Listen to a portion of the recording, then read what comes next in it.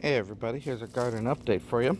Here we are in the middle of October in North Texas, and as you can see, we've got sun, and we've had 2 weeks of 80s, and the next 2 days are gonna get into the 90s before it starts to cool off. But I guess this is what you call a lingering summer temperature and weather here in October. Doesn't feel like fall, but I've let the herb garden go to seed and make these flowers, and the bees love it. Every morning you got to be careful that you don't get stung out here because there's so many bees, which is a good thing. The herbs are doing good, the basil's doing good. We'll probably harvest some of that and dry it and turn it into pesto and whatnot. You can see that the herb garden in general just overflows. You can't see the garden bed because everything just grows so well. It's one big bouquet of herbs, and it smells terrific when you walk past here. Now, for the fall gardening, we can see the eggplants here. The eggplants are doing pretty good. So these plants here, look at that nice big eggplant that's probably ready to be harvested, and some others in there. They're doing well.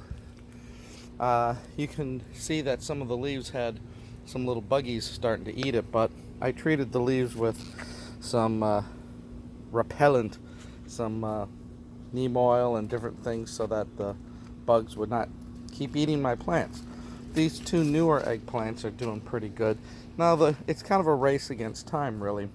Can these things get up to speed and harvest before probably the middle of November, when the weather starts to cool down and we might get that frost day, which might kill this. So on top of that, now as we move over here, we've been cleaning up some of the other garden. Here I planted some lettuce, and it has taken root for sure. It's doing really well. There's some romaine red tip lettuce that I bought at the big box stores, and they are doing very well. And then over on this side I put in some celery, and that seems to do well too. Now my goji berries are doing extremely well, and they seem to be a fall harvesting plant, because they'll take one of the vines here, or the branches, and you can see that there's lots of green goji berries, but there are also lots of red goji berries that are ready to be harvested. So you can pick those and eat them, which the goji berry is not a sweet berry. If you're going to put this in your mouth and think you're getting like a raspberry or blueberry or something sweet, it's not that at all.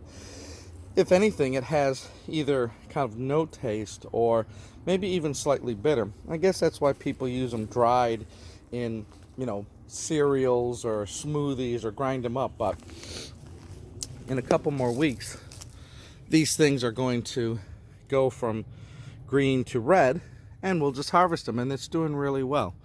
I'll try to make this bed bigger on goji berries next year. This one's the newer kid on the block, so he doesn't have as many berries. But it had lots of flowers, and the bees all came and turned to berries. The radishes are growing at a tremendous rate. I planted these not too long ago, and I've thinned them out, and I've got a nice row of radishes. And then I used my template, if you remember, to plant my radishes, and they have come up too, and they're kind of spaced apart again according to the square foot gardening method. So I have some nice radishes, both regular radishes and the Korean radishes, which are a little bigger. So hopefully we'll have some of those. And I have a neighbor who's Korean, and she brings us kimchi all the time. So what I might do is, if these grow well, I'll hand over my radishes to her, and I'll have her turn it into kimchi, because she's really good at that. I also planted some carrots, and as you can see, those are starting to come up here too finally. Nice greenery there. I'll thin those out as needed. But it gets a lot of sun here, so it's doing well. Fava beans are growing big. I've never grown them before, so I'm not really too sure what to expect, but it's a first time. So we'll see what they will do in terms of making fava beans. I don't know if they need support, like a trellis support. I don't know how much taller they're going to get. So if they kind of can maintain their own height, we'll probably be okay. These are the cardoons from last year that I pulled the old stock. Look at this. This old wooden stalk of an old cardoon plant. And in its stead, I have new ones coming up for next year. And these are tender. I could start eating some of these, right? Eat some of the leaves while it's young. Let it keep growing. The tomato plants and cucumbers are doing well. I've hit it with some fertilizer to give them a boost. Again, a race against time. These need to start getting ready for before the frost. So the cucumbers are trellising, and I hit them with a little spray because the leaves were getting eaten by bugs. The tomatoes I've been staking up as they've gotten bigger, and you can see I might have to start staking them up here a little bit more, but they're doing well. Hopefully we'll get some tomatoes. The snap peas and snow peas are climbing up my trellis. So the weather's a little bit hot. I would have liked it to have been a little bit cooler for these guys because they do like the cooler weather. But we'll see what they do. You know, hopefully it's not going to be really hot too much longer. Hopefully it's going to get into the 70s. And then the back tomato plants here, they've kind of been all trellised up. So the plants are strong. They're growing. They've got flowers. So let's hope they turn into tomatoes so we'll get another harvest out of them. The raspberries, of course, my overgrown sad raspberry patch here. It's doing good, but it's just so overgrown. The peppers, as you saw, are doing good. Here's my back tomatoes on this side of the garden. They're doing really good. They're getting really big. Hit them with the fertilizer. And then wild cucumbers that the seeds, you know, from last, from the summer's harvest, you know, some of them dropped and animals might have eaten them and the seeds get in the mulch. So I'm just going to let them grow wild and see what I can get, because sometimes the wild things grow better than anything else. Zucchini, nice big, healthy. I'll take that. And then my wild kind of like peppers and eggplant, I'm just letting it turn into this wild bush here. That's just crazy. So, some things I'm just letting nature take its course before the end of the season, while other things I intentionally planted and they're doing good, and then the wild things that are doing probably better than anything.